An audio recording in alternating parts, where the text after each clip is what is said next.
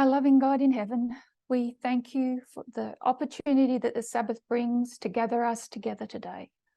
We've been gathered as a movement, but we need that refreshing that comes with every Sabbath fellowship. We pray that you would grant us the Holy Spirit to quicken our minds to understand the things that have happened in the past and in the present, so we may be best prepared for the future. We thank you for our understanding of the counterfeit and the studies that have preceded this, and ask that you would help us to tie everything together to have a complete picture. And so we welcome you into our presence. We are here to worship you and to edify each other. And we ask in Jesus' name, amen. So last Sabbath was October 7th. And Hamas, October 7, Hamas, which is an acronym of a Muslim name, and that it's translated in the English to the Islamic Resistance Movement. The Islamic Resistance Movement. It's a Sunni Islamist political and military organization that currently governs the Gaza Strip. It won an election in 2006, and it's been governing the Palestinian territories since then.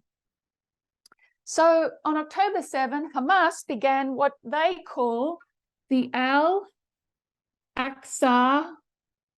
flood. And I'm sure you've all been watching the news. It details of this terrorist attack have unfolded as the week has gone on, and we need to keep our eyes on current events. So the mastermind behind the Al-Aqsa flood was a man called Mohammed Deif. Now, Al-Aqsa is the name of the compound that houses all the religious buildings that are on the Temple of the Mount. So there is the Al-Aqsa Mosque, and there is the Temple of the Mount, and there's also a whole heap of buildings in that area. It is the third most holiest site to Muslims after Medina and Mecca. It is where the Temple of the Mount is where Muhammad was said to have resurrected,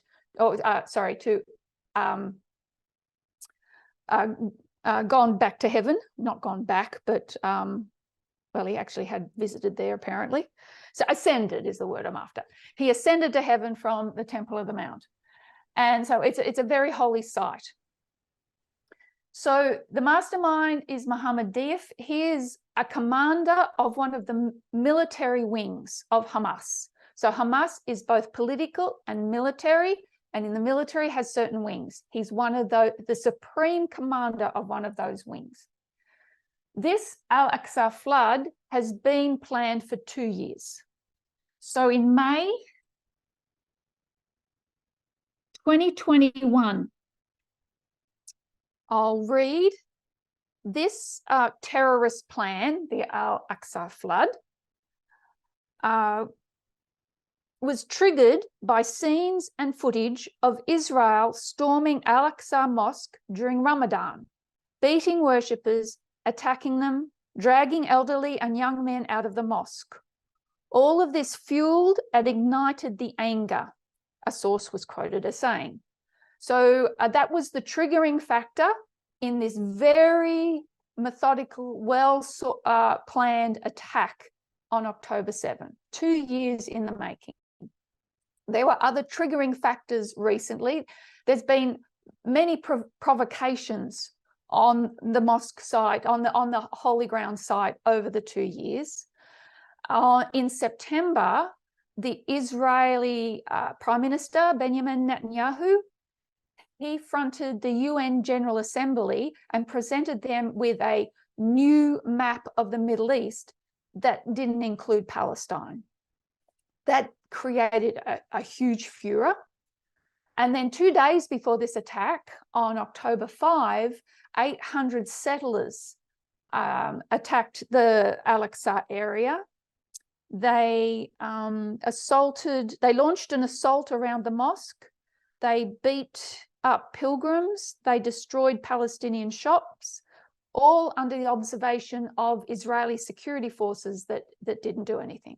So there's been a lot of provocation that has resulted in this terrorist attack. And don't get me wrong, I'm not justifying it. I'm just giving the historical background for this attack on October 7.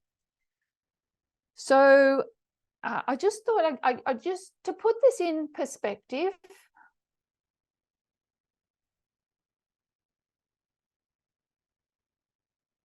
here is a map of the area.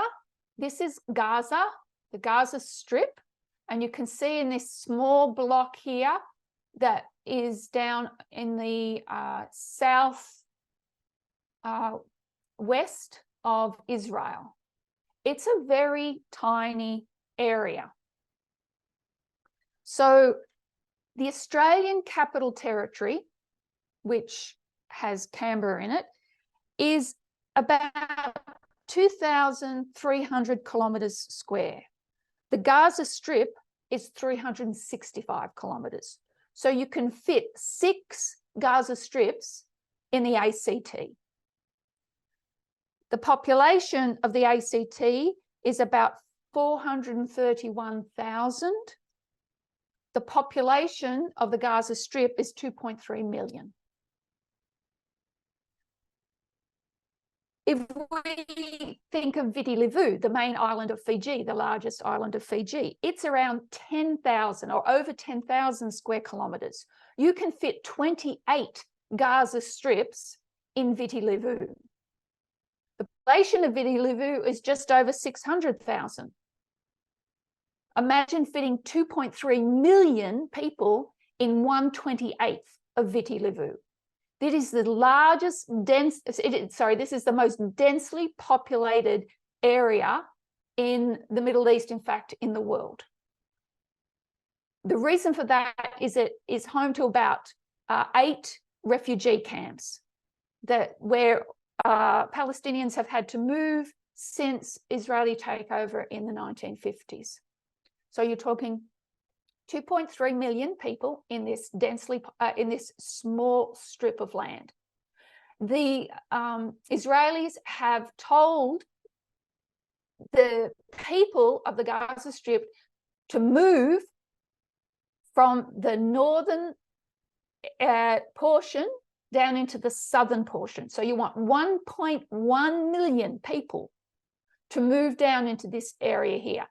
Just doing that is a huge humanitarian crisis, because they're about to launch a full-out land assault. So they've warned them, move down to the south. 1.1 million people to go down into this area. It's almost impossible. So that's just to give some context.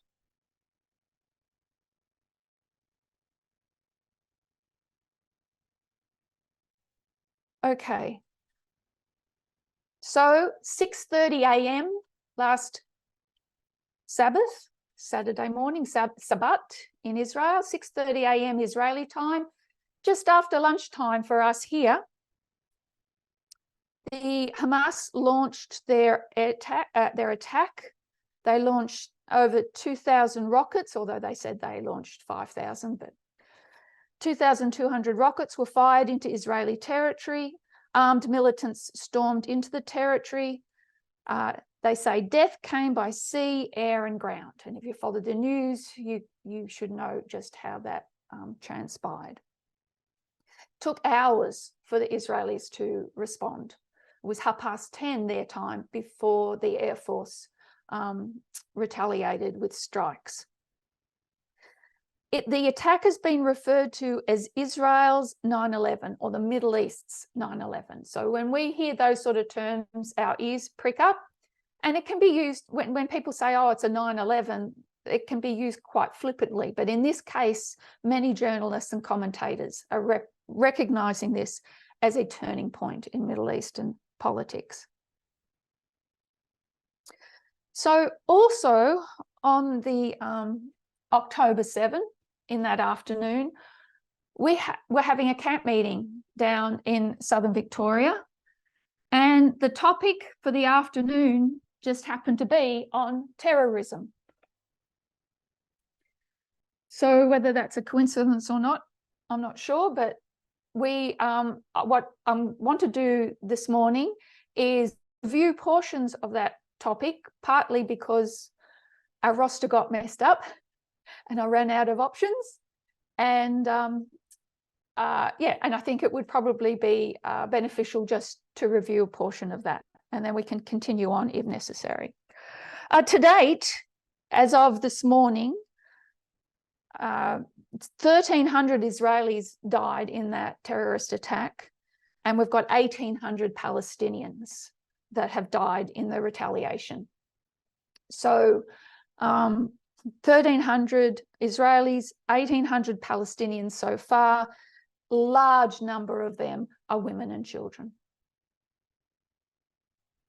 So what we will be discussing this morning is terrorism, but how are we to understand this history, past history, future history? What gives us an understanding of any history? We need to go to the lines.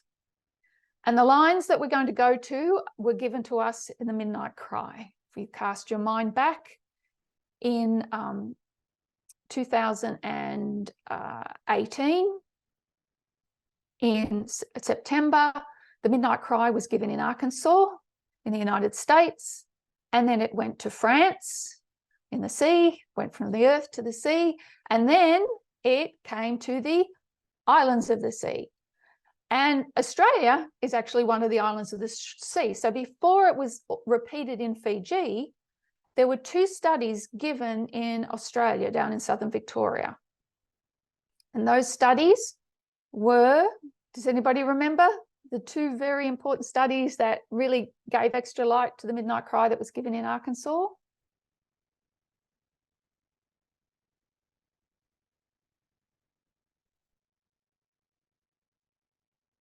Three letters.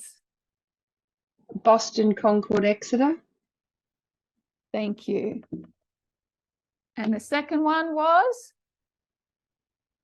the nature of war.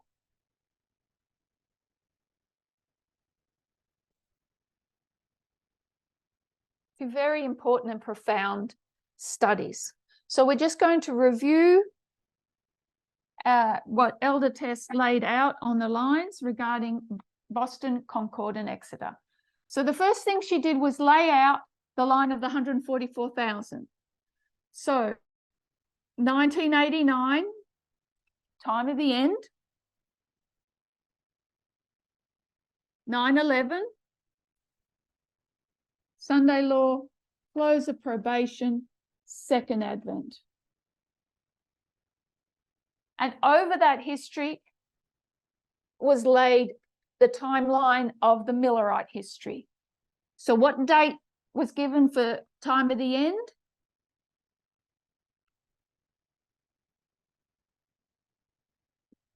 Kind of a rhetorical question, isn't it? 1798. Thank you. Now give me the date for 9/11 that was given for this particular study.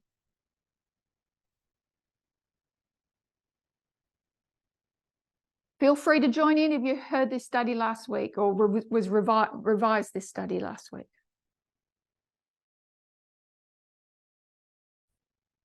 Two 2001.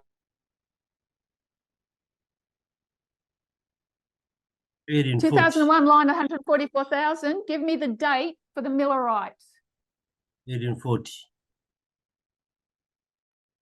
1840. I'm going to say no. 41. Yes and no. August 11, 1840. August 11. August 11, 1840 is a date that we give for 9/11.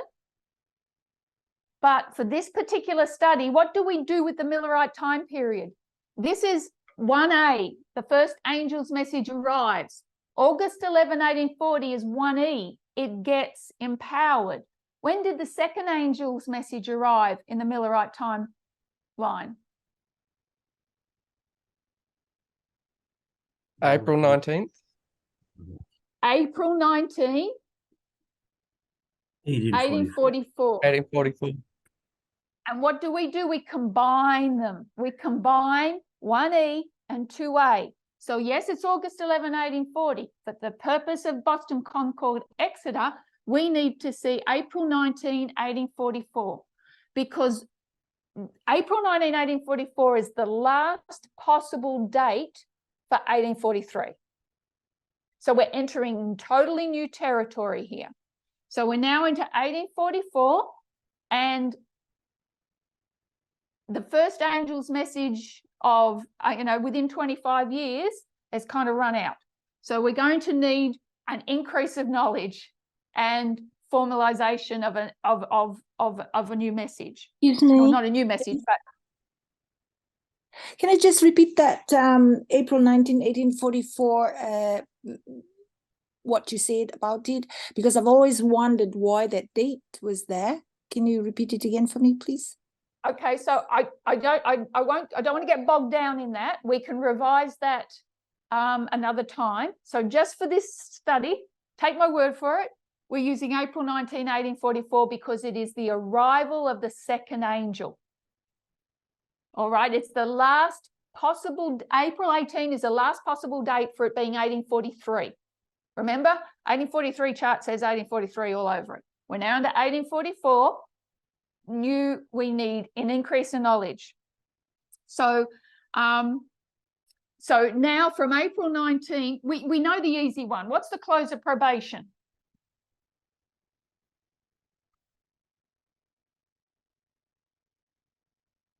For the Millerite, in this line for the Millerites. October 22. Over 20. Yeah, there's a door shut. Close of probation is a shut door, October 22, 1844. How long between April 19 and October 22? How long have they got? 6 months.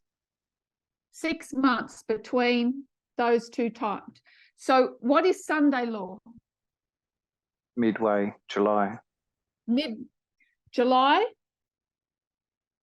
What? 21. July 21, 1844. All right, because we've got 3 months and 3 months. July 21. What happened on July 21? Concord.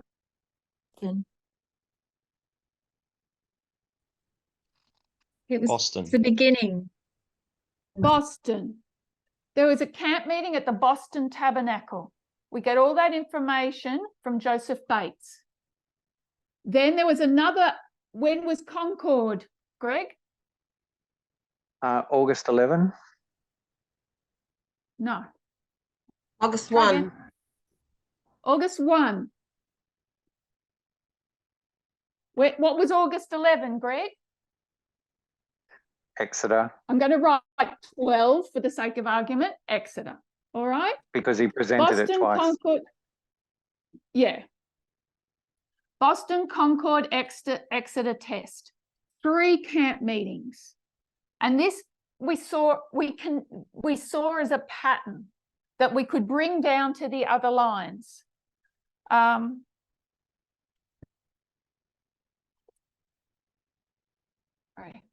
So that's the line of the 144,000.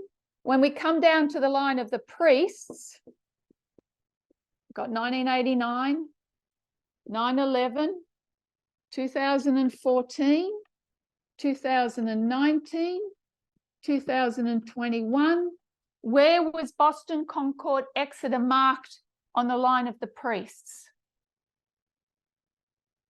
When was our Exeter? That's the easy one. 2018. 2018. The midnight cry. The midnight cry. So we mark Boston 2014, Concord was 2016. What was the information we got in 2016 that increased and we got more information in 18? What opened up? Raphia and Panium.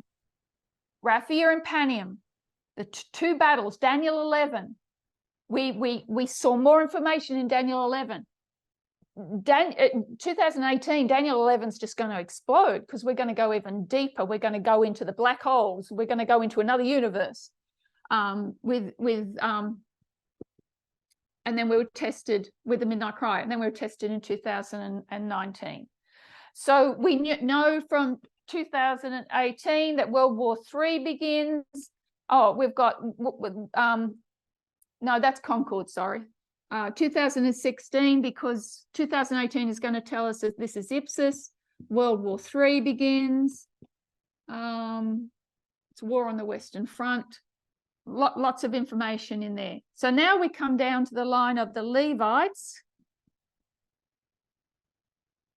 And we're going to connect for that dispensation for the Levites as well.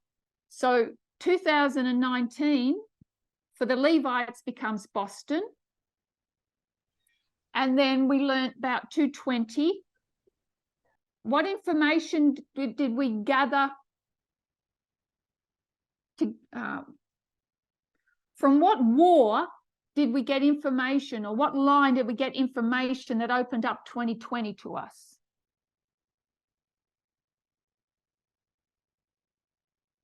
Concord and Lexington. Lexington. So Concord for the line of the Levites becomes Concord and Lexington. And what does Lexington mean? We get this from the American Revolution. The name of Lexington.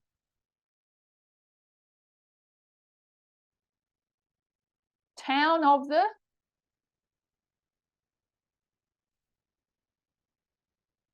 we're going to take this and we're going to take it up into that dispensation there.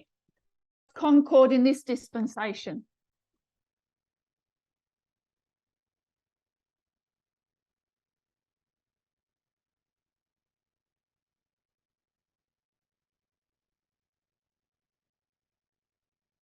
What's Concord in the time of trouble for the line of 144,000? I'm working backwards.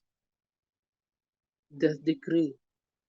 The death decree. What's the death decree? It's a law. Lexington is the town of the new law. That gave us license to take this pattern and place it up into this dispensation. We connected things. We connect this with this with this. So Boston, Concord, Exeter became 20. Well, this is 2021. And I think that was 2021 as well. Just putting together. And then we've got Levites and the Nethinims. And we took that, connected to this dispensation, Boston, Concord, Exeter, test. And what was the Concord on this line? Was the number 273 that we took from Acts 27. This is when Egypt and Rome form and come into agreement, come into concord. So if that's unfamiliar, it would be well to go back to that presentation that was done in October, I think, of 2018. We took this. Elder Terrie? Yes. I can't see, we can't see the bottom line very well, or at least I can't. Sorry. There. Thank you. And then we went up to, up to here. death decree, and time.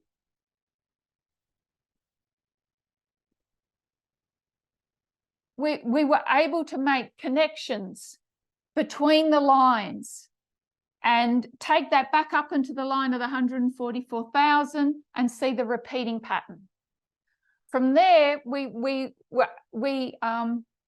recognized that every dispensation had this repeating pattern of Boston, Concord, Exeter, text. So Elder Tess used the words threading. We would thread these things. In other words, we connected them. We saw how they related to each other.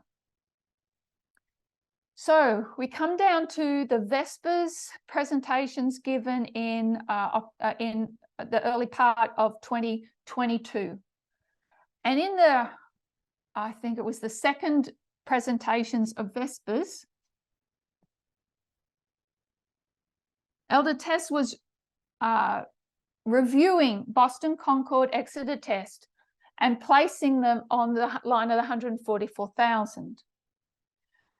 And what waymarks were placed between 9/11 and Sunday law on the line of the 144,000? What are they when are they marked and why? Because we know if there's a repeating pattern, there has to be 2 waymarks between 9/11 and Sunday law. So these were being reviewed. Need to have an increase of knowledge and a formalization.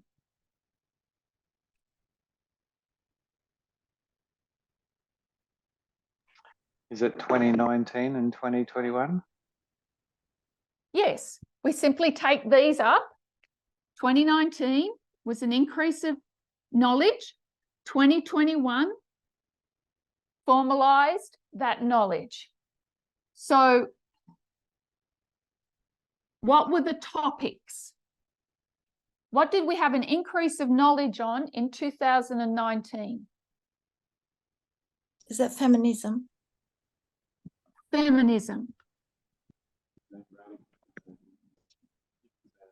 And 2020? Radical feminism. Radical feminism. I'm just going to rub these out now.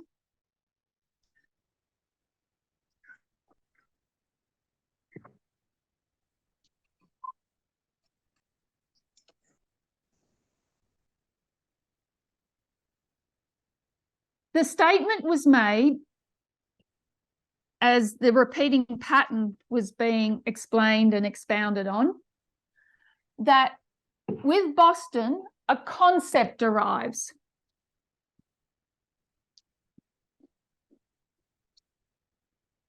And then at the formalization of the message, it is a completed work.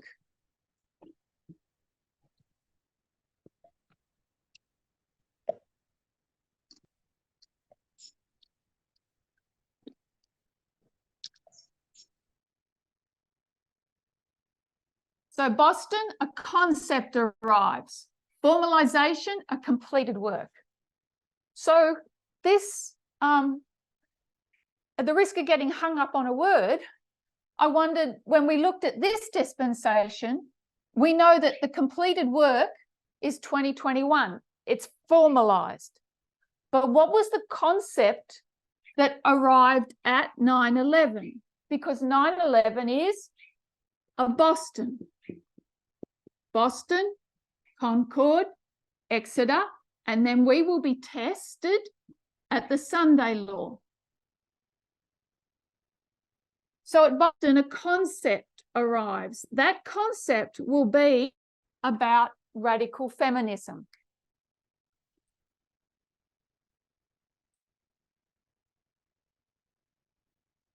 So a concept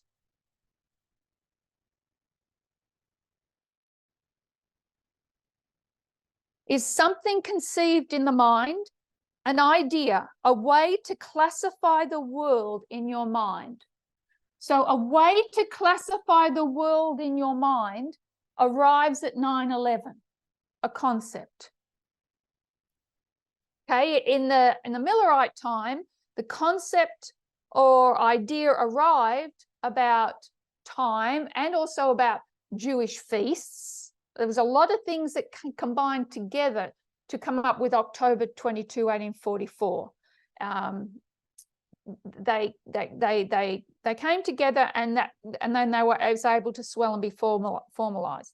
So one of the things we know about 9/11 is, well, tell me, what are some of the things that we know about 9/11 as a symbol? 9/11 as a symbol tells us what about a future waymark?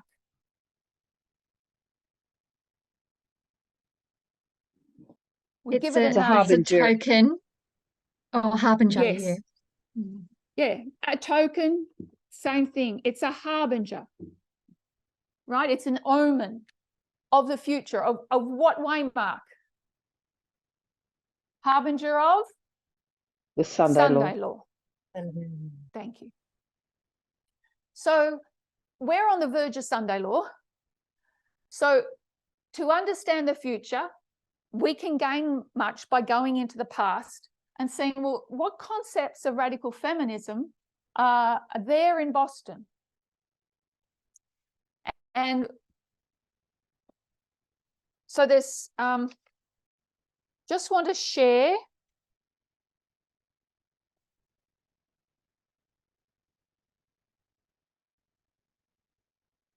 here we go. A little research that I did. I went onto Google and I researched 9/11 and radical feminism.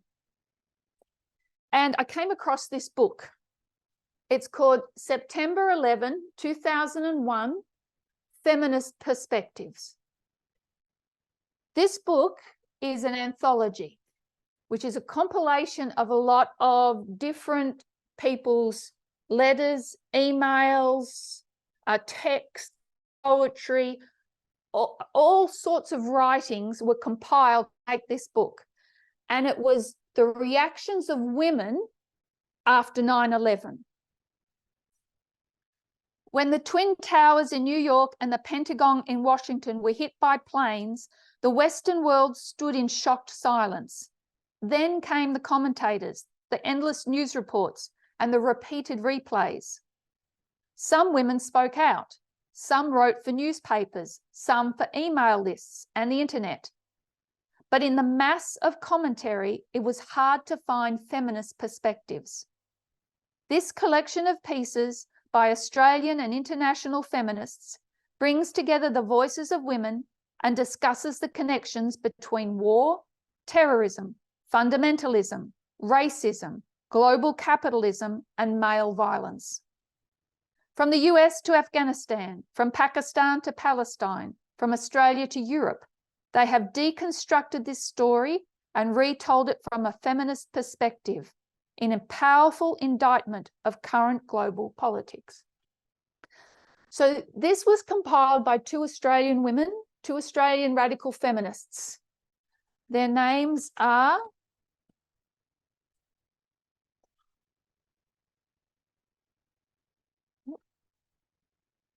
perhaps I'll do it from here. Susan Hawthorne and Bronwyn Winter. I'll write their names here.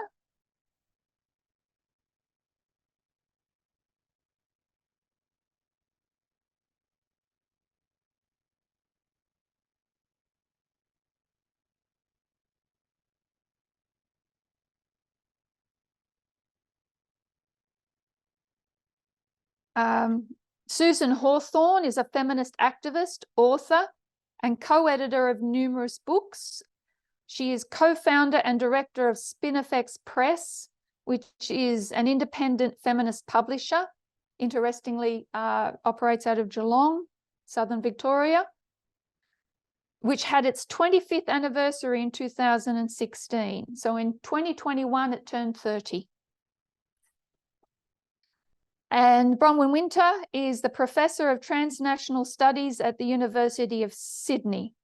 She's been working 30 years at the University of Sydney.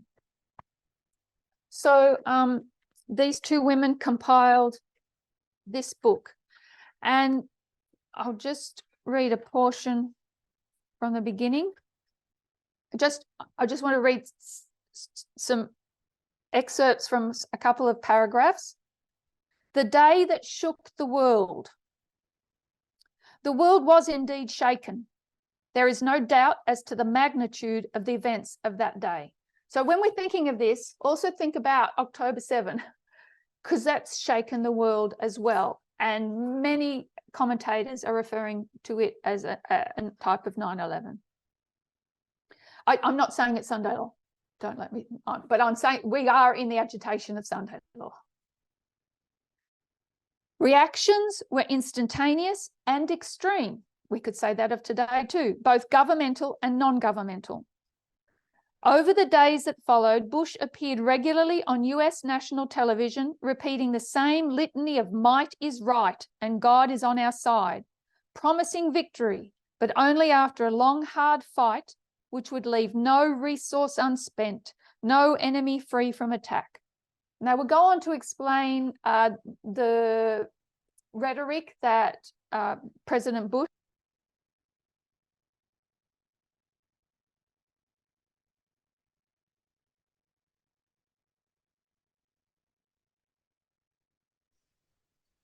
Can't Can't hear hear you. you, Elder Terrie.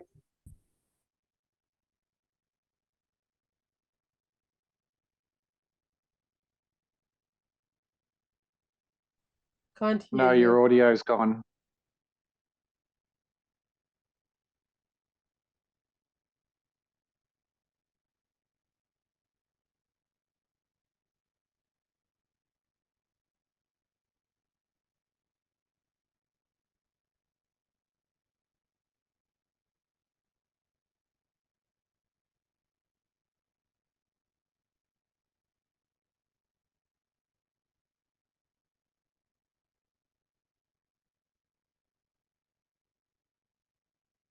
Am I back? Yes, Yes. now you're Yes. back. Thank you. So not sure what you didn't hear. It was only a few, like 10 seconds or something. Okay, so thank you. They explain Bush's response and then the other voices that were raised on similar jingoistic support of Bush. So jingoism is extreme patriotism with aggressiveness. So there were many voices. It will go on to explain Australia's Prime Minister John Howard's response, which mirrored Bush's response, George Bush's response, and also Tony Blair from the United Kingdom. Similar responses. Bush, like Blair and Howard, remains oblivious to the waves of national protests and international condemnation that their actions have prompted. So they're not listening to any other voices but their own. Yet there has been no lack of such protest. Immediately and forcefully, voices were raised in opposition to Bush's response to the events of September 11. Those of journalists, political commentators, intellectuals, and of countless ordinary people who communicated their concerns, both in the media and in public and private communiques and correspondence over the internet. So there were many voices raised against the rhetoric that Bush and Blair and Howard and others were giving in their response to the 9/11 attack. Many of the lesser known of these voices of protests, however, and practically all female voices, were all but drowned out in the weeks and months following September 11, as governments and mainstream media indulged in the hyperbolic machismo of the terror war. So the voices of the people that were standing up against their reaction were drowned out, especially feminist voices. Voices were raised in opposition to the hyperbolic machismo of the terror war. What is it? What does it mean to be hyperbolic? Brendan, hyperbolic is for anybody. Hyperbole.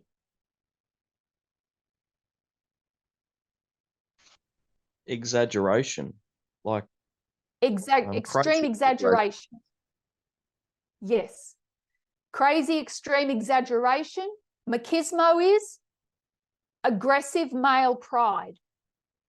So we put those two things together, extreme exaggeration of aggressive male pride. That is a definition of terror war.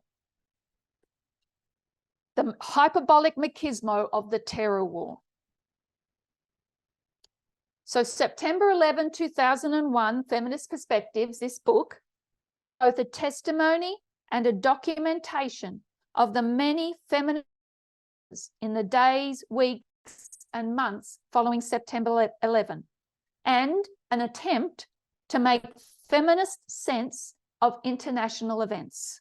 What do we have to do? Make feminist sense of international events that have unfolded since the attack on the World Trade Center. It is, above all, a call for widespread resistance to the masculinist politics of war. They are calling us to resist the masculinist politics of war. So this book is full of women's voices, names that are largely unfamiliar to me, probably to us all. But there are also groups. There is the Revolutionary Association of the Women of Afghanistan. There is the Women Making Peace and the Women's Peace Action Against War. There is the Women's International League for Peace and Freedom. So there are many feminist groups as well as individuals that raise their voices, and it is compiled here. There is also the speech that Barbara Lee gave before Congress. Barbara Lee is a congresswoman. She was the only member of Congress to vote against going to war, and her speech is given in the book as well. Her reasoning for voting against the terror war. All right, so that's September 11, 2001. And I'm going to put it here. A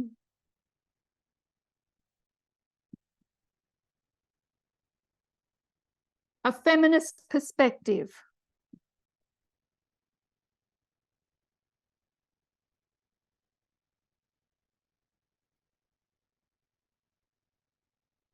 So really, it's a compilation of writings of people that were drowned out and weren't listened to. So, but they're still very relevant today. In the introduction, there is also this interesting paragraph.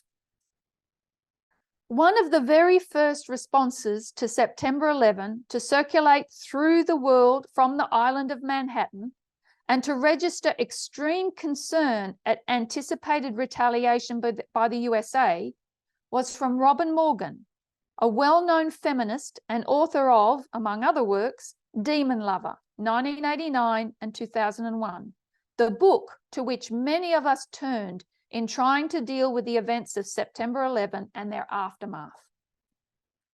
So one of the very first responses was from Robin Morgan. Robin Morgan was living in Manhattan at the time when the Trade Center was hit. She went down to Ground Zero and she wrote 3 letters that are in this book and also in her other books. They came out immediately.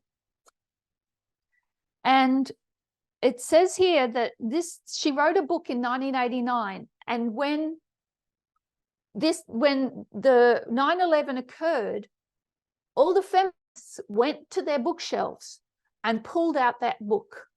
That was the book they all turned to, because in 1989, Robin Morgan had written a book called The Demon Lover on the Sexuality of Terrorism, and that's this book here. The Demon Lover, the Sexuality of Terrorism. So I'm going to mark, I'm just going to write TDL, The Demon Lover, Robin Morgan.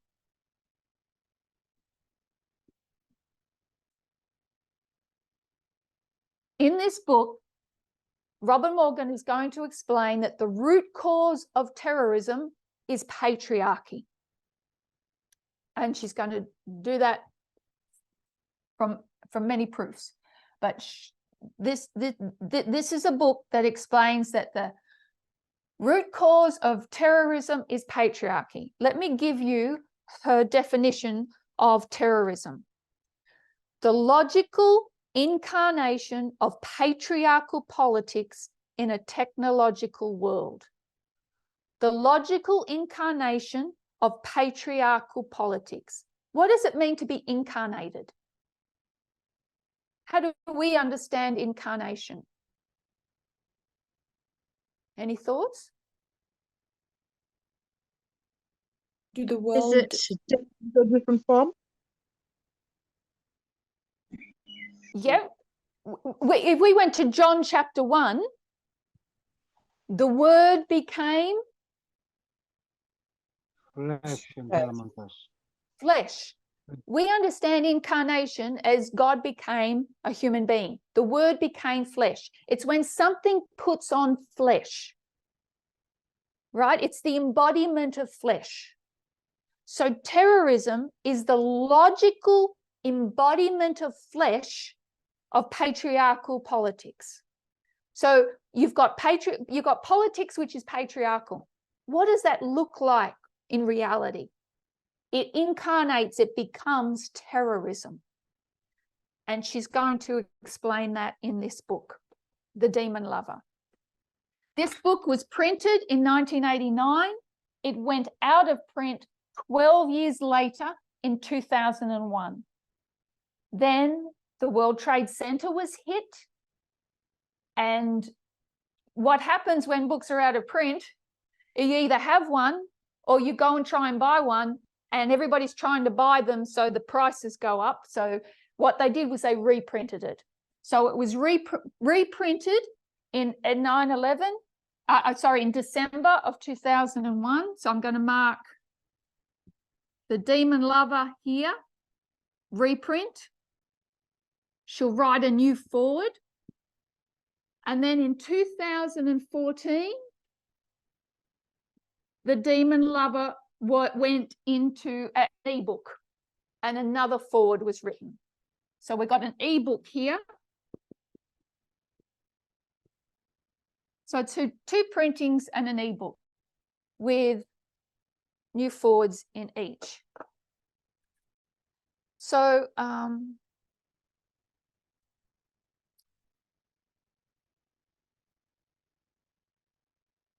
share, what time is it? Okay. Okay, so this book is a feminist analysis of the phenomenon called terrorism. And she's going to show that it comes directly from patriotism.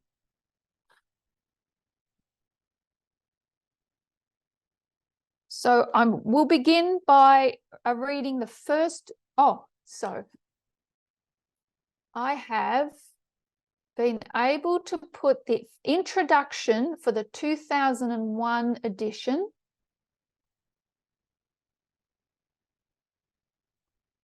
No, that's not what I want. That's what I want. Okay.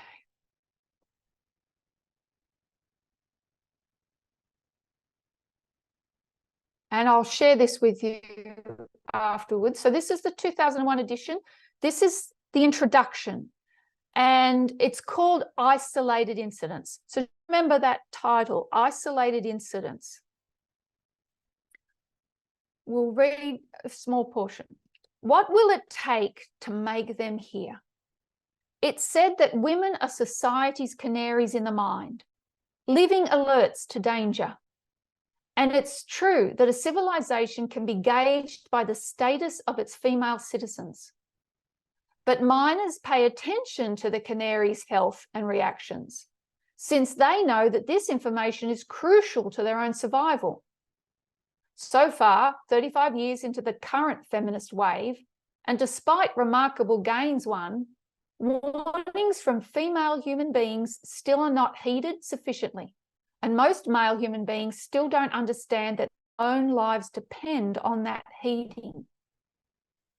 Since 1995, the international women's movement has been banging on doors about the extreme human rights violations against women in Afghanistan. Gender apartheid, we've termed it. Actually, given the epidemic of female suicides there now, it is, in effect, ethnic cleansing in a new form, gender cleansing. When a state murders minority populations, it's called genocide. When a state murders some of its general population, like Stalin's USSR, Mao's Cultural Revolution, it's called democide. When a state murders its women citizens, it's not hyperbole to call it femicide. So we banged on doors. Let me scroll down a little more. I sit at my desk in Lower Manhattan, less than a mile and a half from where the Twin Towers once stood, writing this introduction to the new edition of The Demon Lover, 1 month after the devastating attacks on the World Trade Center in New York and the Pentagon. And then she talks about the 3 letters that she's written that we find reprinted in the September 11 book. She says, I desperately wish this book was wrong and outdated. I feel Cassandran grief and horror to find that it's neither. Does anybody remember from last week who Cassandra was?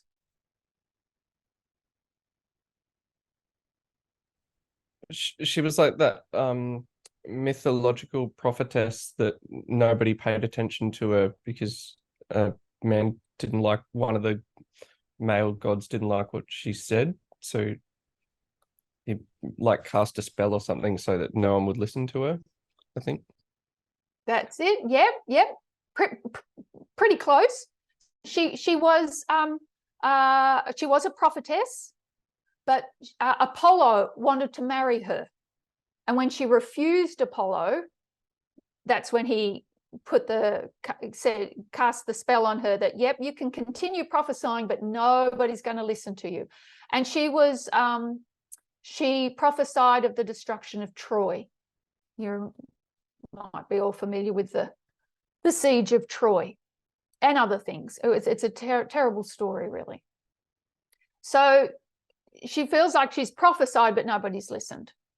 Much has changed since it was first published in 1989. Tragically, more has remained the same and much has worsened. Cyber terror is now a threat, as are the more ominous biological, chemical, and nuclear terrorisms. And we could add to that from what we've learned about the internet.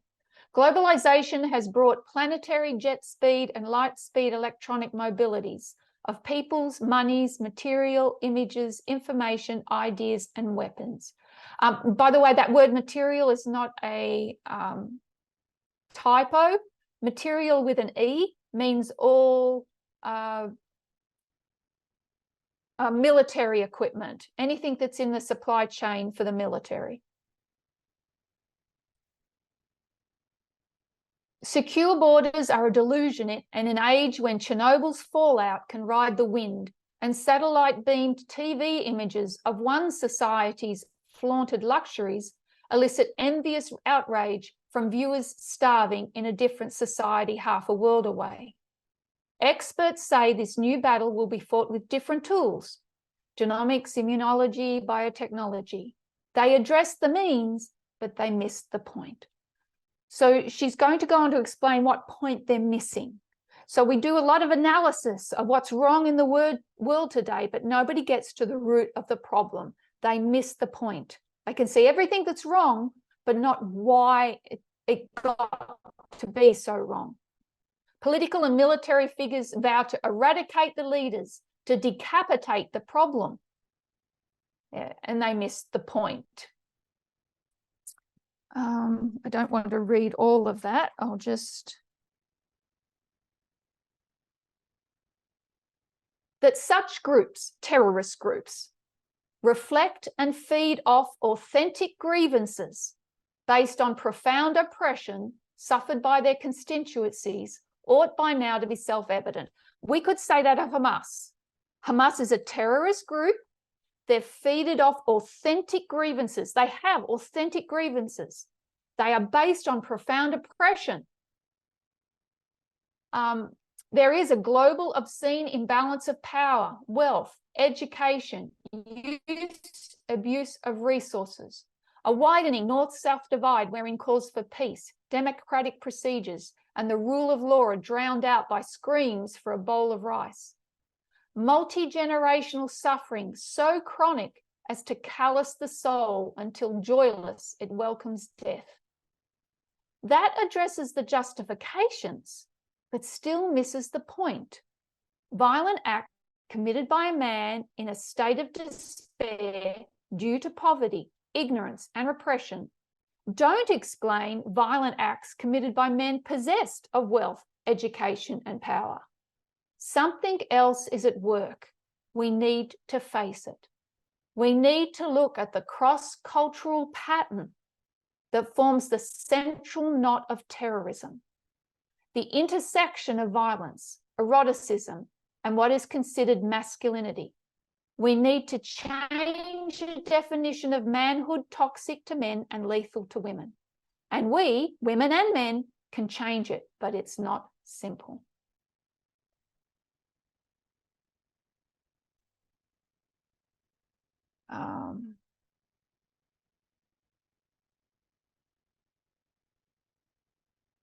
We'll leave that. We'll pop down here.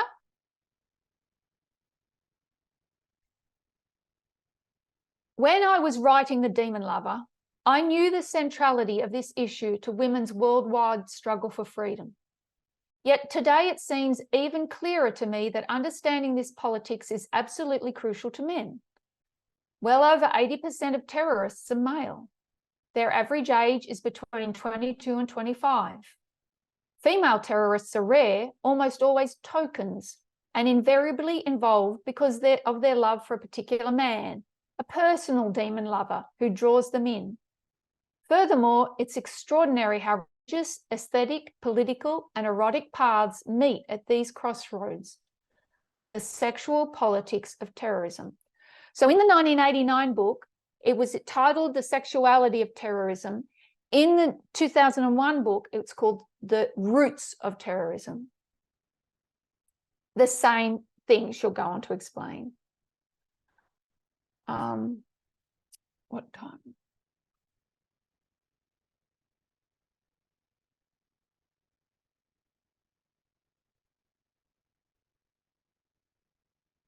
I want to read this portion and then I'll be sharing this with you so that you can read it all in your own time. Religious fundamentalisms pave one major route. Fundamentalism, anywhere you find it, is a political movement with a political agenda.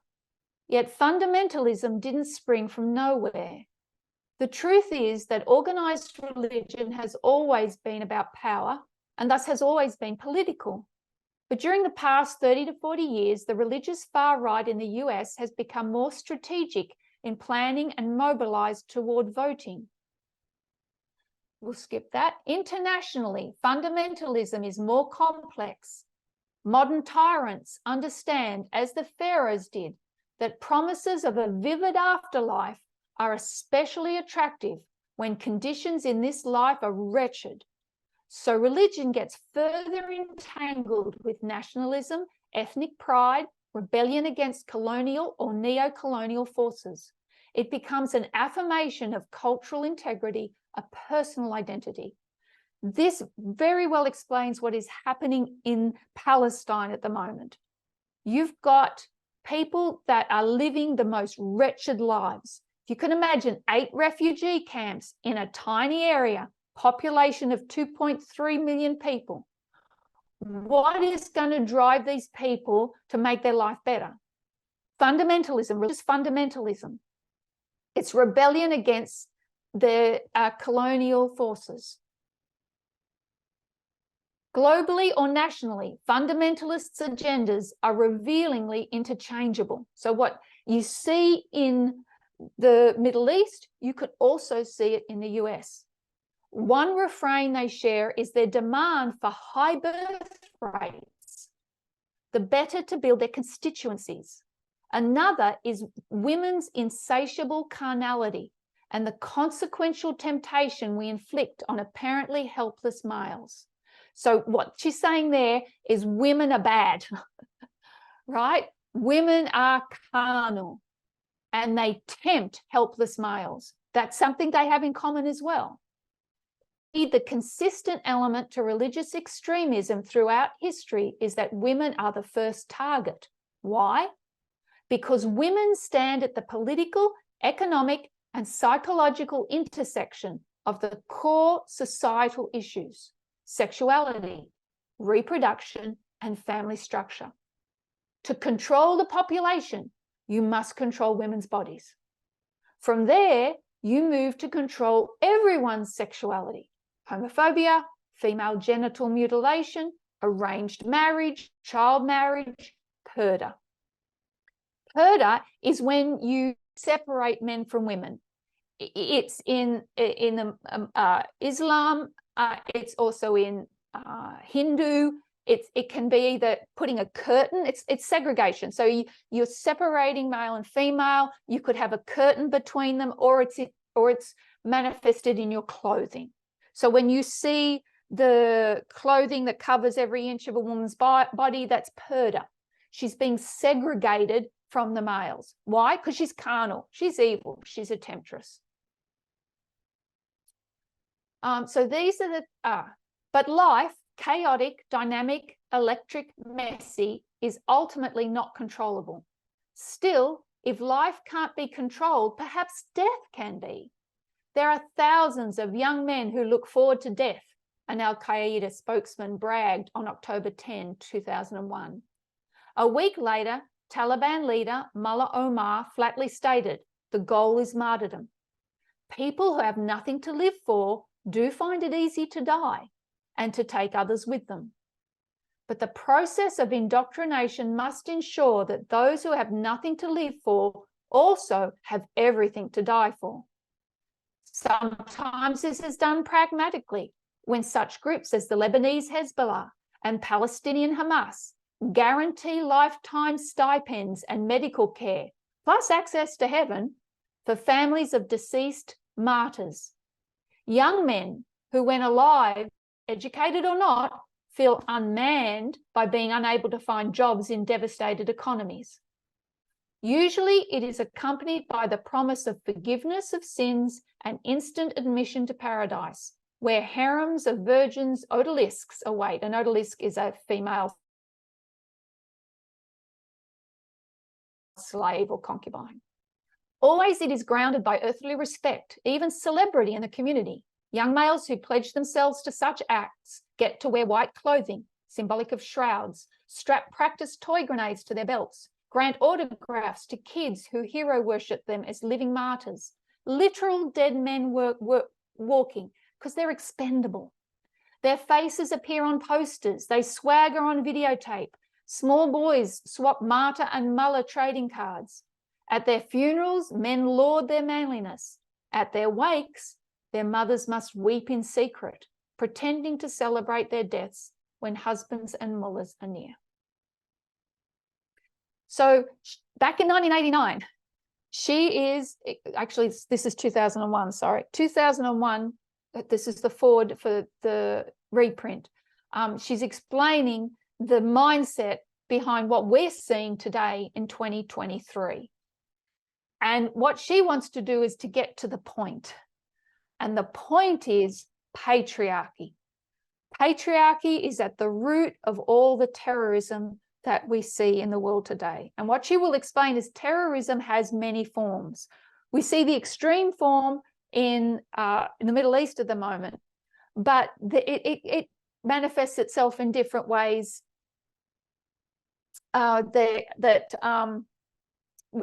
So when you have male violence in the home, it is terrorism. It is the same as what you see carried out by the state or by terrorist groups. It's just a little bit more I want to get through, and then we will close and then we will open up for comment.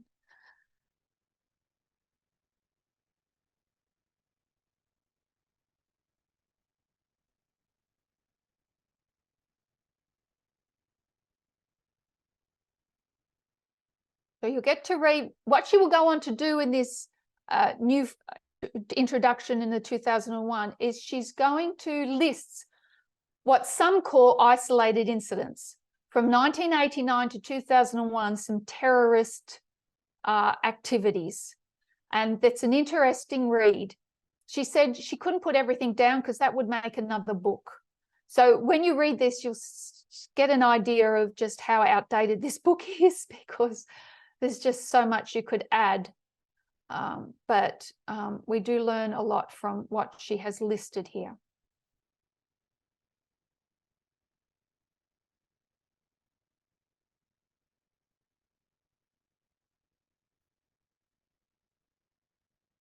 And then I have also added to this document the first couple of paragraphs from chapter 1 of the book, which I think are worth rereading.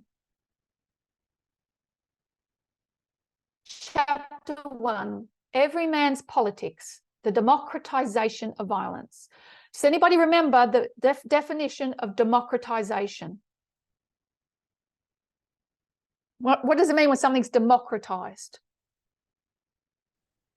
Was it making it Available to accessible to everyone. everyone? Thank you. Yes, by 2 witnesses. When something is made available to everyone. Look closely at her.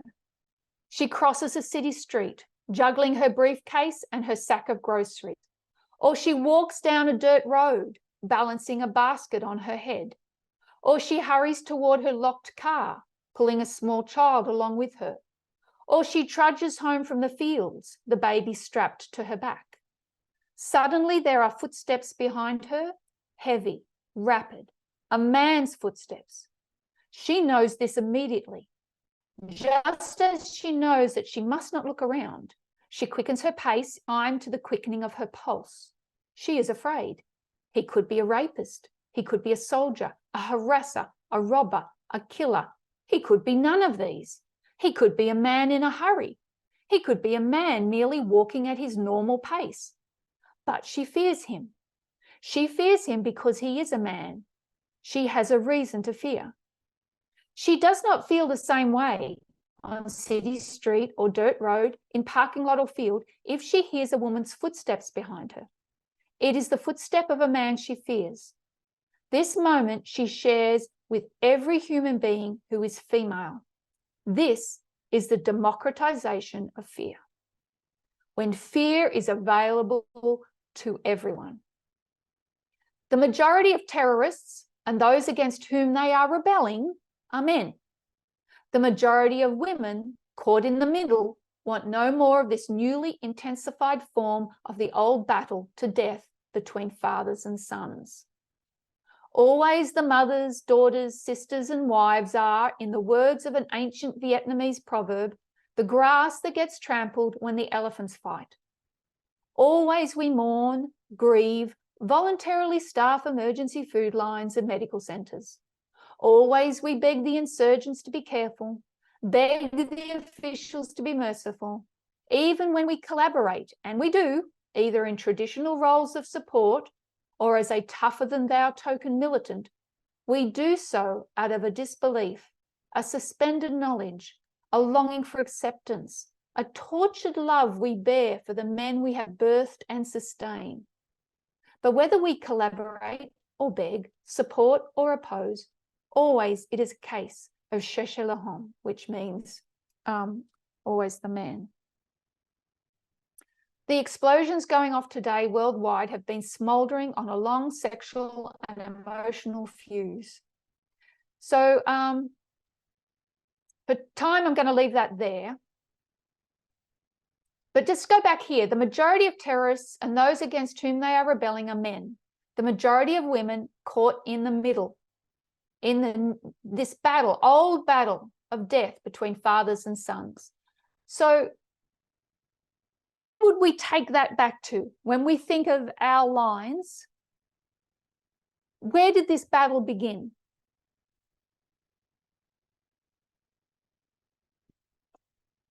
What did we make reference to last week?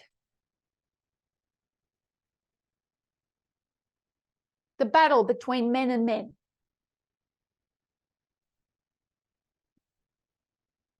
Cain and Abel. Cain and Abel. We know that when we go, we see, we note this as patriarchy, the arrival of sexism. We usually mark worship here, and with good reason, and we mark racism here. But when racism, the story of Noah and his sons, was expounded to us, who did we see in the middle of that conflict between Noah and his son? Noah's wife. Noah's wife. That was the real heart of the story there in Genesis. So we take that back. We know that here, with the introduction of sexism, it's between Adam and Eve, and the what will develop into patriarchy. So when we come to the story of Cain and Abel, it's a story of man against man. So what do we know? We know that women have to be in the middle of that conflict. And if Robin Morgan is to believe, before there was brother and brother, there would have been father and son. Might not have been to death, but there would have been a conflict between father and son, and who would have been in the middle? Mother, sister, wife. So definitely when it comes to Cain and Abel, this is our first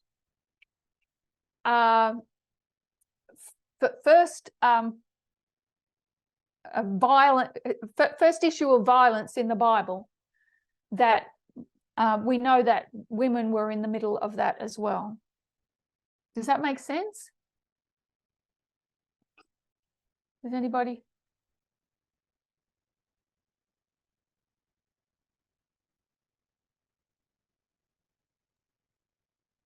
Yeah, it makes sense to me. It's hidden, but it's there. We use our parable methodology, but also that we've used these feminist writings also to bring it. We should know it from our parable methodology, but these writings have also just highlighted it even more. I was just going to say it makes sense to me too, because you can compare and contrast and see, which is exactly kind of what you've just said, using the parable methodology. You can read between the lines, you can see what's there, what's hidden. Yeah, it's much more clearer in easier to expound in the story of Noah. So we have to take that and recognize that it would be in the story of Cain and Abel, that somebody's suffering, somebody's widowed.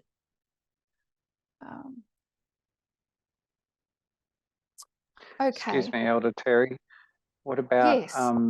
the issues between Adam and Eve, even before Cain and Abel? So it's interesting how she says that the initial one would have been father and son. It's just so much information we don't know, but we could we know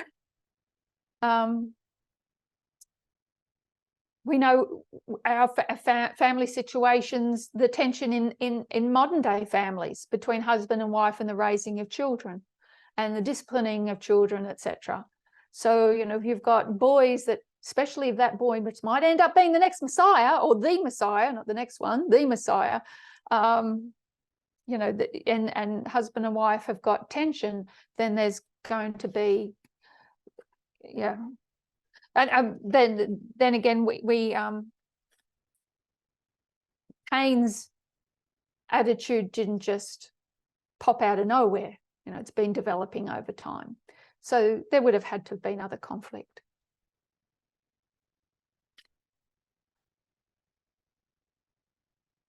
So I want to share one more thing out of this book for today. We might discuss other things in a future time. But in chapter 2,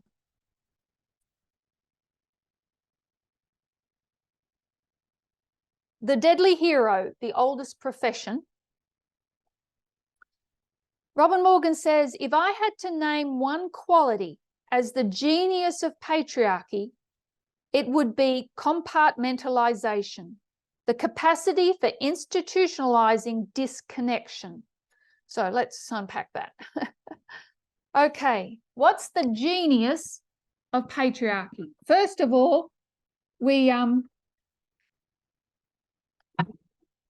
sorry. Whoops. Genius, the intellectual power. What's the intellectual power behind patriarchy?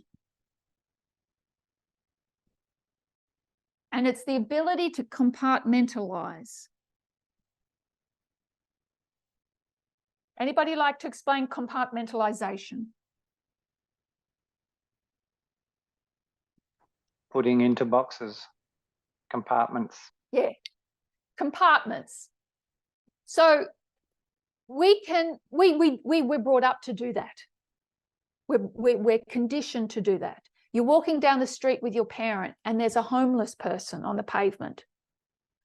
You know, you feel something, but as you grow up, you learn to compartmentalize. You can't take that burden on yourself. So you either distance yourself or you cut it off, right? Whether it's a it could be anything that distresses us. So it's a form of psychological defense in which thoughts and feelings that seem to conflict are kept separated and isolated from each other.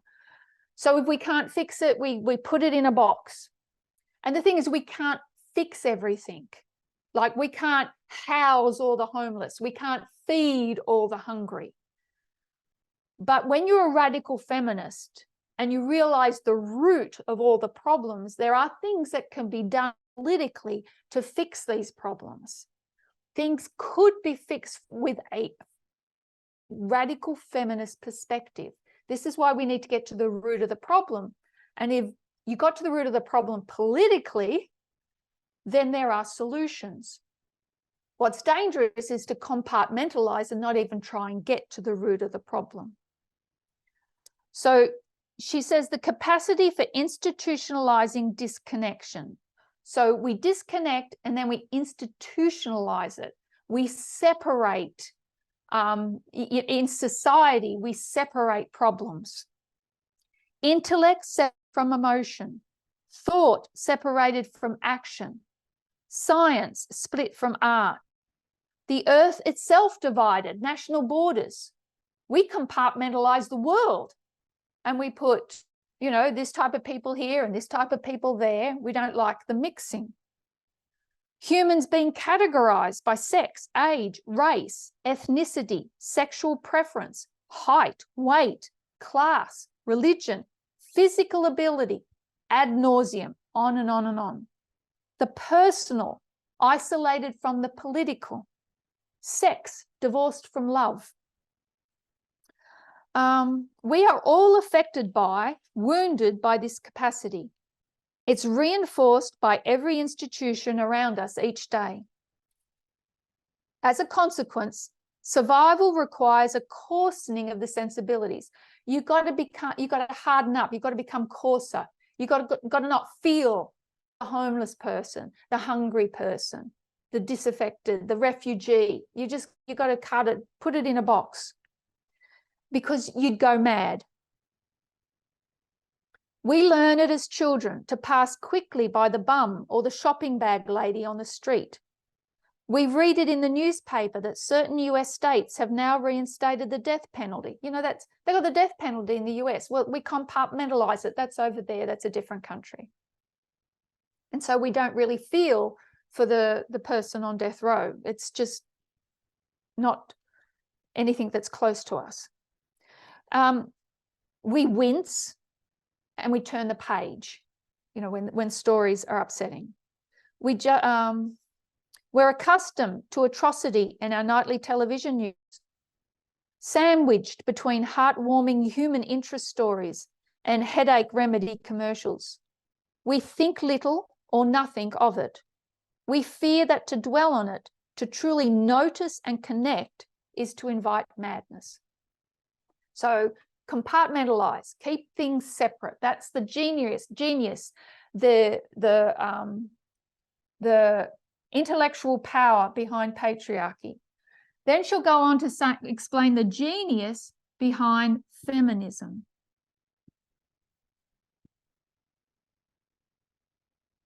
If I had to characterize one quality as the genius of feminist thought, culture, and action, it would be connectivity.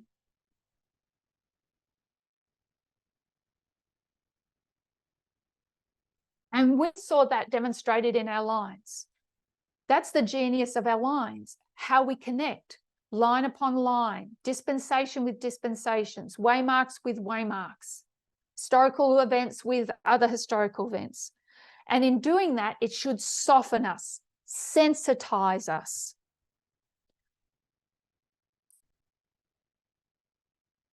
Connectivity is dangerous to every imaginable status quo because of its insistence on noticing.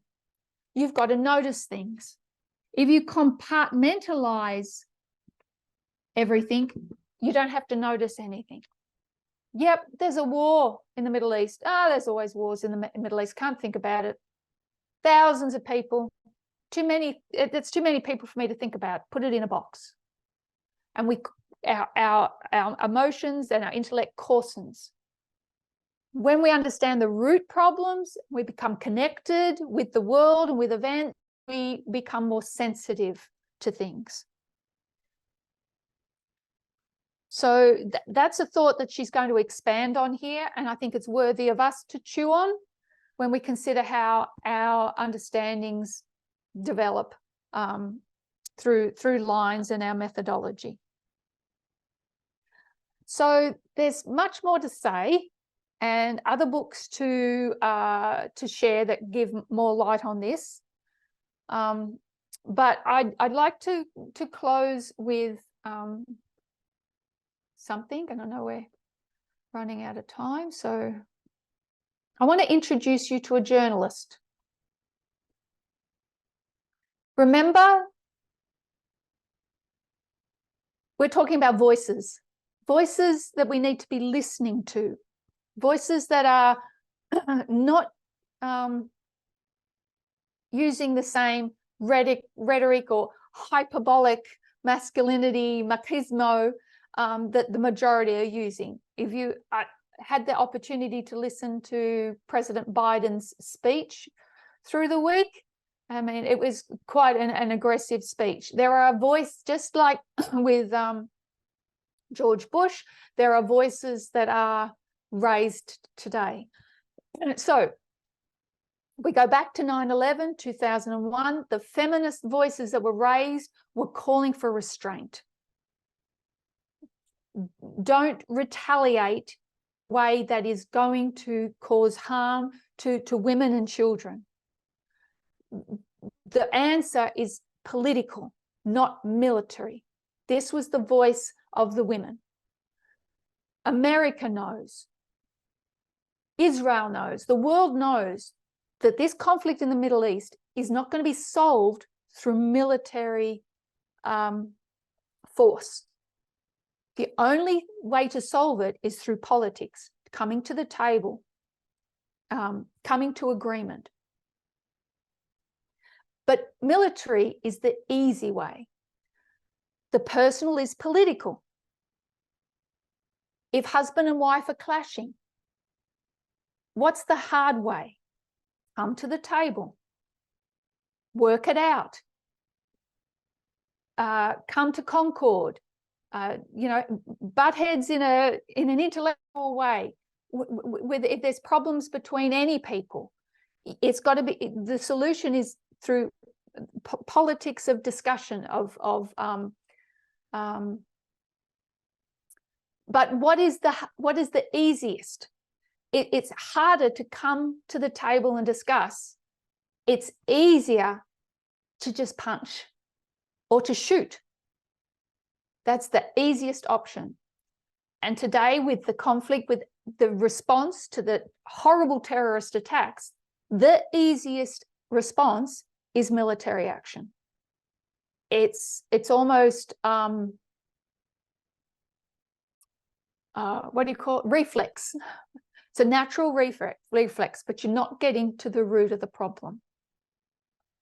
So there are voices being raised today, and I want to introduce you to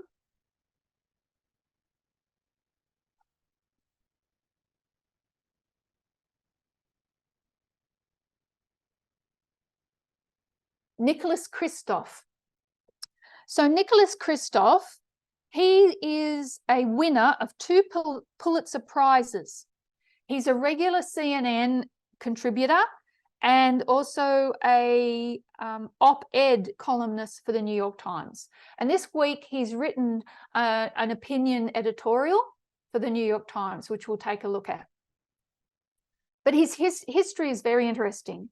In 1990, he and his wife, Cheryl Woodan, now Cheryl is a 3rd-generation Chinese American, both of them won a Pulitzer Prize for international reporting for their reporting on the pro-democracy student movement and the related Tiananmen Square protests of 1989. They were the first married couple to win a Pulitzer Prize for journalism. He's been a Pulitzer Prize finalist 7 times. He's written many books, but they've all been co-authored with his wife. She's not a journalist, but she's a very accomplished businesswoman. And their most famous book is called Half the Sky, Turning Oppression into Opportunity for Women Worldwide. He wrote that in 2009, Half the Sky. Half the sky, which we've mentioned before, is a saying of Mao Zedong, that women hold up half the sky. They needed women through the revolution. So once the revolution was over, 1949, then women were put back in their place. But before that, he said they held up half the sky. So they called their book Half the Sky. The idea for the book was sparked by the 1989 Tiananmen Square protests. After covering the protests, which resulted in some 500 deaths, probably around 2000, Kristof and Woodan were shocked to learn that roughly 39,000 Chinese girls died each year because they were not given the same access to food and medical care as boys. 39,000 girls a year.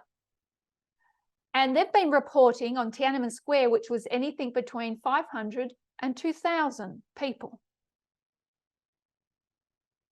They were shocked that they couldn't find any coverage of those deaths, although they were far more numerous than the casualties at Tiananmen Square. They decided to dig deeper into questions of gender. Half the Sky covers topics such as sex trafficking and forced prostitution, contemporary slavery, gender-based violence and rape as a weapon of war and method of justice, as it highlights the multitude of ways women are oppressed and violated in the world. Half the Sky is a call to arms, a call for help, a call for contributions, but also a call for volunteers. It asks us to open our eyes to this enormous humanitarian issue. I really do think this is one of the most important books I have ever reviewed. This was one of the reviews of the book. Now, Kristof was also opposed to the Iraq War and wrote many columns against the Iraq War.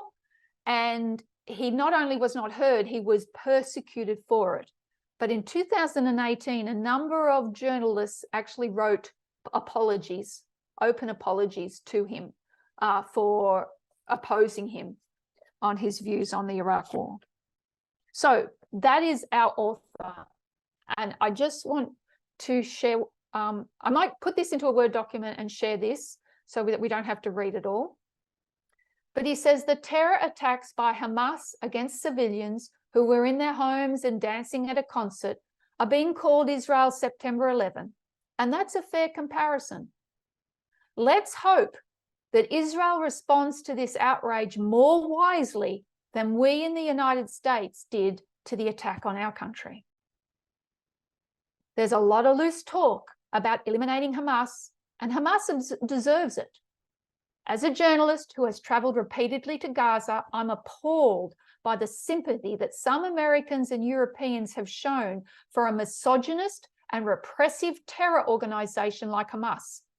If you care about human rights, you want to see Hamas eliminated. When did we first hear about the misogynist and repressive terror organization of Hamas and about those that have sympathy for them? Does that ring a bell? The AOC and the far left. Yes, the far left, AOC being among them. Elder Tess had much to say on this. She talked about the shocking abuse, the domestic violence suffered by women in Palestine. It is a terribly misogynist culture. Yet, dismantling terrorist organizations can be harder than it looks and can raise troubling moral questions about collateral damage. The Taliban also deserves elimination. Yet, in the end, it was the United States that was eliminated from Afghanistan. I worry that Israel may charge into Gaza with a ground invasion as thoughtlessly as we plowed into Iraq. So he's going to go on. I'll stop it there for time. I'll put that into a Word document and share it. But we have voices, voices that understand gender equality, voices that understand terrorism, and they're calling for restraint. Yes, something has to be done, but this military option is not going to solve the problem. It is the easiest option, and history is going to be repeated. And the humanitarian crisis is going to be beyond belief. Wrap your mind around how small that territory is, how large the population is, and what is about to be unleashed through a ground assault. It's just horrific. And the statistics already about how the women and children death are already being are exploding. So we will attempt to look further into terrorism and its relevance to 9/11, that when we initially recognized 9/11 as a turning point, we saw Islam, and rightfully so, but we also need to consider terrorism and that it is greater than just one religious portion of the community of the world. Terrorism is alive and well in every culture because patriarchy is alive and well in every culture. So one of the concepts that arrived at 9/11 was the patriarchy that is the root of terrorism. And that has been, we haven't had an increase of knowledge on that, and it has been a completed work for us to understand in 2021. And also it is a harbinger of what is coming at Sunday Law. So we'll close there, and I invite you to kneel.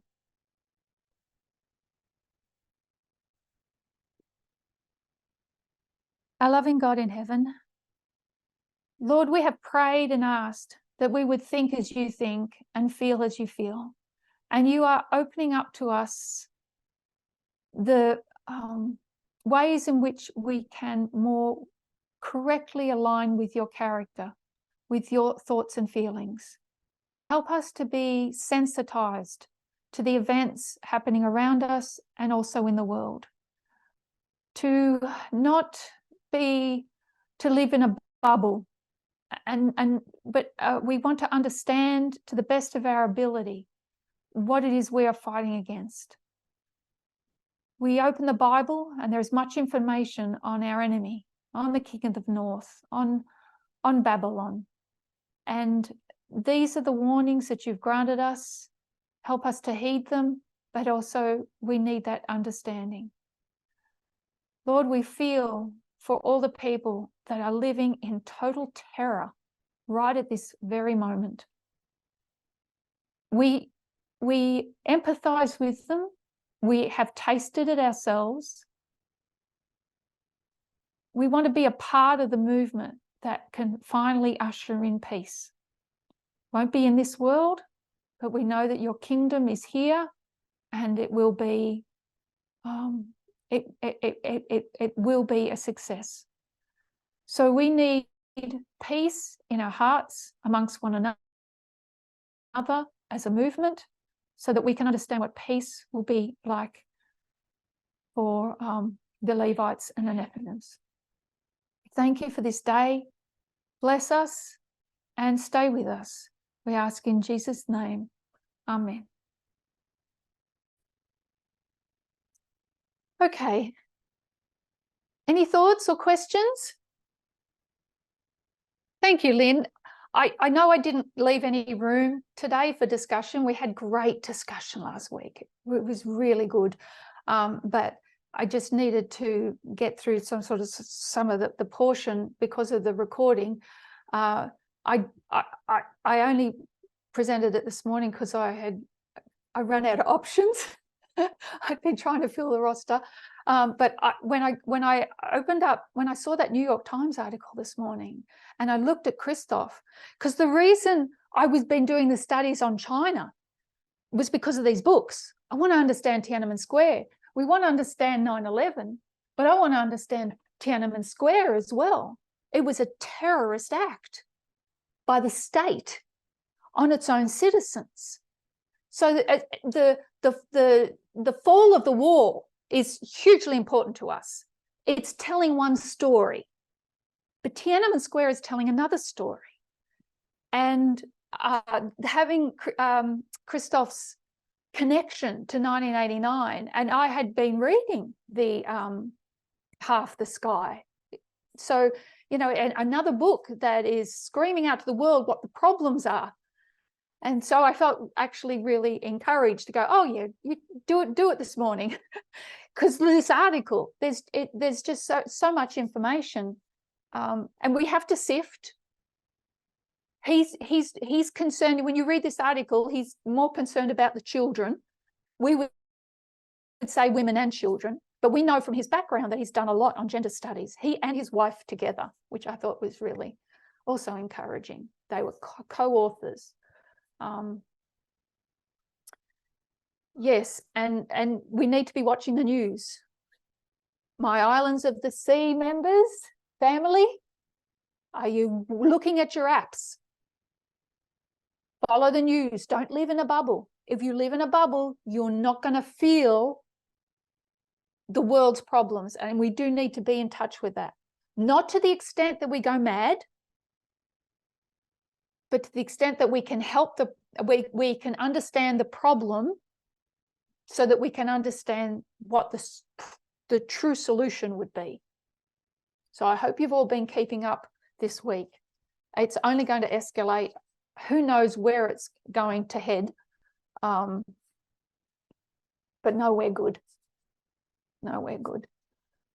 2.3 million in that tiny little postage stamp, and half of them have got to move into half of the postage stamp. It's unbelievable.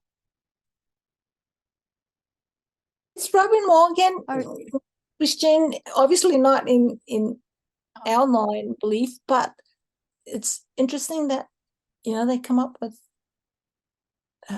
learning all of Because it. when they see, sorry. It's okay, go ahead. Because she sees the Bible, and the Bible is full of sexism and violence, God-ordained violence. Go into the promised land, kill them all. And if you don't kill them all, you're in trouble. So when we go back into the Bible, into the Old Testament, we realize that patriarchy was not ever God's intention. It was a curse as a result of sin. It was an inevitability. I think we need to do the same thing with violence. wasn't God's intention. So we need to read. But if you're not of this movement, and you pick up the Bible and you're Robin Morgan, then your understanding of Jesus is going to be faulty, because you'll see Jesus through the eyes of Catholicism or apostate Protestantism. And here he is, there's the token woman, the martyrs, and she just sees what we read it differently, so we have a different connection to the Bible than she can possibly have. So I'm not lifting her up as any, when people say, oh, they know more than us. No, we can learn we can put our methodology and understanding of God line with their feminist understandings. And again, they need to be sifted. And, we're the ones with the increase of knowledge. We have to go back to them and explain why their reading of the Bible is incorrect and why it was written that way in the first place.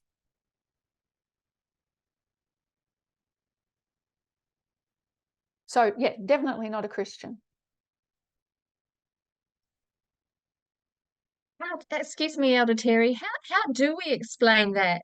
Apart from dispensationalism, how do we explain that God told people to go and kill other nations, especially in the light of this, what we're discussing?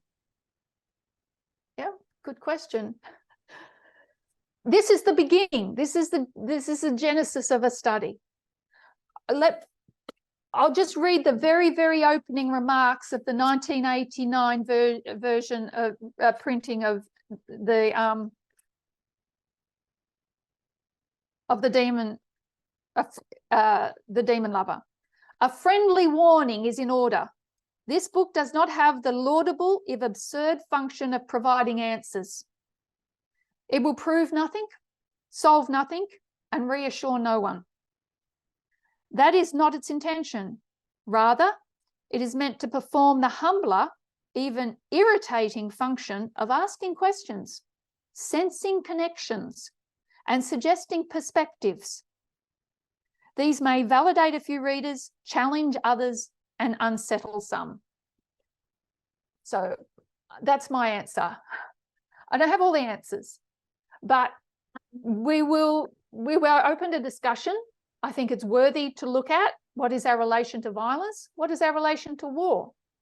Pacifism split the feminist movement.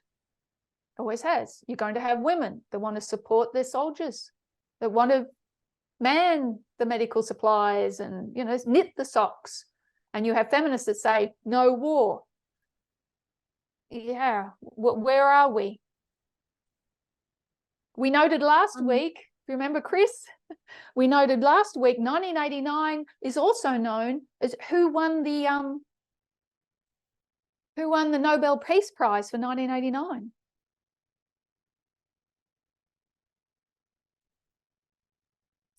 You got your audio?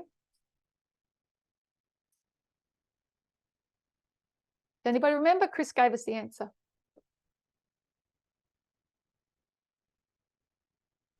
The lady in prison? Dalai Lama, is it? I can't remember. The Dalai Lama.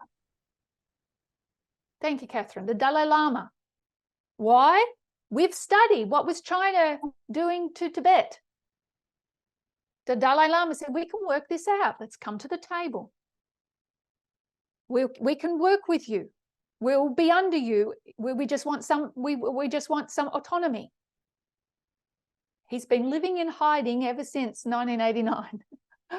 But he won the Nobel Peace Prize. He was on the right track, but you've got to have two people that are willing to come to the table. And if you haven't got two people, then you've got, violence. So again, not all the answers. And I am not Elder Tess. I'm not Elder Parminder. I'm presenting material that I have researched, and I think things they're picking my interest, but we'll wait to see what our relationship to war and violence. Well, we know what our relationship to violence is, but is war justified under certain circumstances? That's the question.